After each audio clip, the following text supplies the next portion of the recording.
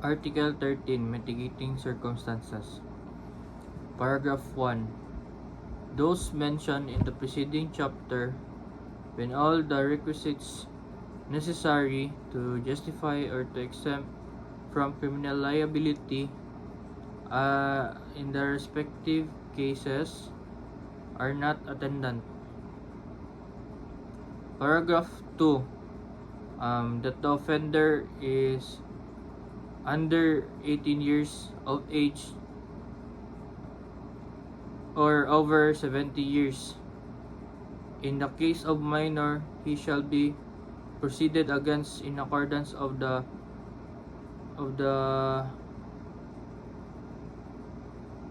provisions of Article 80. Number 3. That the offender had no intention to commit so grave a wrong as that committed. Number 4. The sufficient provocation or threat on the part of the offended party immediately preceded the act. Paragraph 5. That the act was committed in the immediate vindication of a grave offense to the committing the felony delito by relatives, ascendants,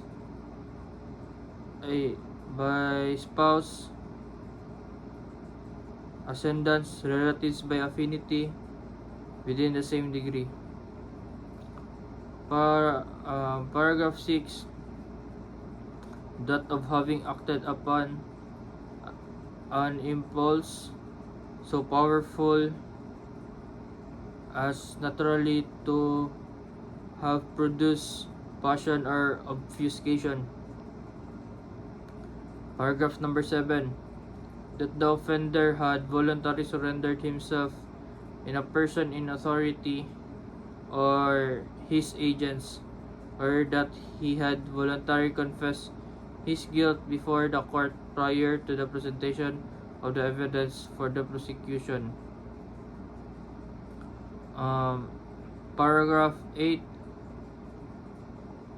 That the offender is deaf and dumb, blind, or otherwise suffering some physical defect which thus restricts his means of action,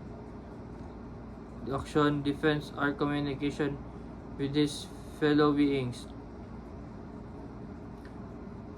Paragraph 9.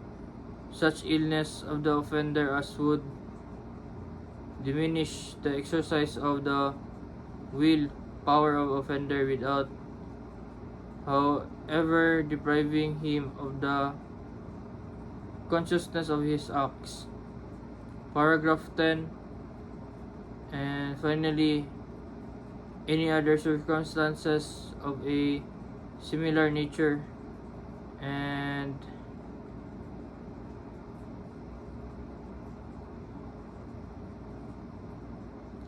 analogous to those above mentioned.